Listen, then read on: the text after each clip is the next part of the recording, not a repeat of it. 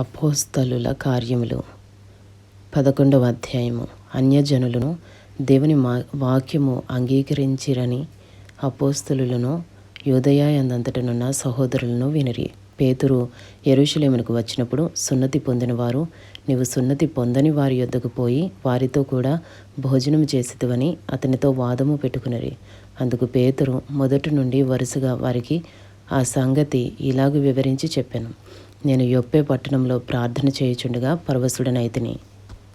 అప్పుడు ఒక దర్శనము నాకు కలిగెను. అది ఏదనగా 4 చెంగులు పట్టి దింపబడిన పెద్ద దుప్పటి వంటి ఒక విధమైన పాత్ర ఆకాశము నుండి దిగి నా యొద్దకు వచ్చెను. దానివైపు నేను తేరి చూచి పరీక్షింపగా భూమి యందుండు చతుష్పాద జంతువులను, అడవి మృగములను, ప్రాకెడి పురుగులను, ఆకాశ పక్షులను నాకు కనబడెను. అప్పుడు పేతురు, నీవు లేచి చంపుకొని తినమని ఒక శబ్దము నాతో చెప్పుట వింటిని. అందుకు నేను, వద్దు ప్రభువా, నిషిద్ధమైనది అపవిత్రమైనది ఏదియూ నా నోట ఎన్నడూనూ పడలేదని చెప్పగా, రెండవ మారు ఆ శబ్దము ఆకాశము నుండి, దేవుడు పవిత్రము చేసినవి నీవు నిషిద్ధమైనవిగా ఎంచవద్దని ఉత్తరమిచ్చెను. ఇలాగూ ముమ్మారు జరిగెను. తరువాత అదంతయు ఆకాశమునకు తిరిగి తీసుకుని పోబడెను.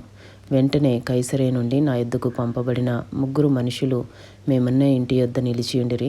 అప్పుడు ఆత్మ, నీవు భేదమేమియూ చేయక వారితో కూడా వెళ్ళుమని నాకు సెలవిచ్చెను. ఈ 6 సహోదరులు నాతో కూడా వచ్చిరి. మేము కొర్నేలి ఇంట ప్రవేశించితిమి.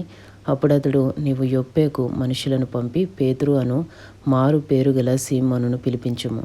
నీవును నీ ఇంటి వారందరూ ఏ మాటల వలన రక్షణ పొందుదురో ఆ మాటలు అతడు నీతో చెప్పునని తన ఇంట నిలిచి తనతో చెప్పిన ఒక దేవదూతను చూచిన సంగతి మాకు తెలిపెను.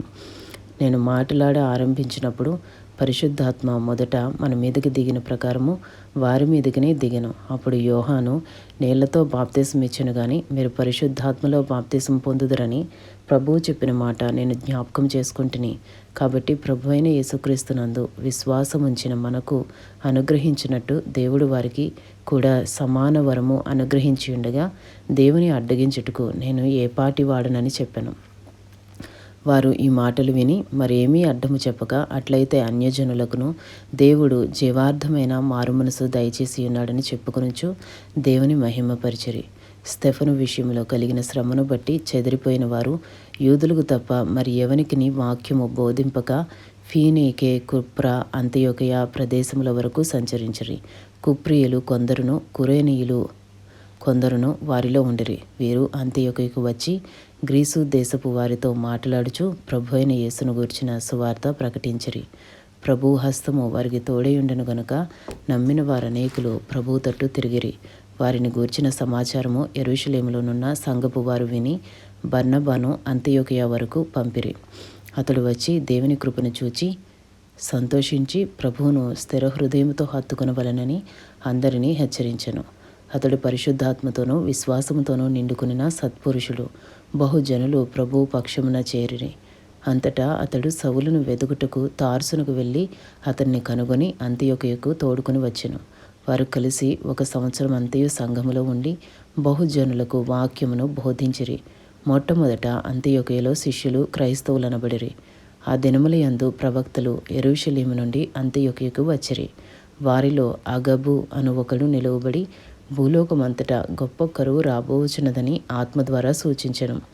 అది క్లౌదియా చక్రవర్తి కాలమందు సంభవించెను. అప్పుడు శిష్యులలో ప్రతి వాడును తన తన శక్తి కొలది యోదయలో కాపురమున్న సహోదరులకు సహాయము పంపుటకు నిశ్చయించుకొనెను.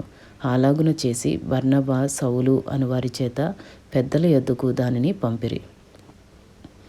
అపోస్తలుల కార్యములు 11వ అధ్యాయము పూర్తి చేయబడినది.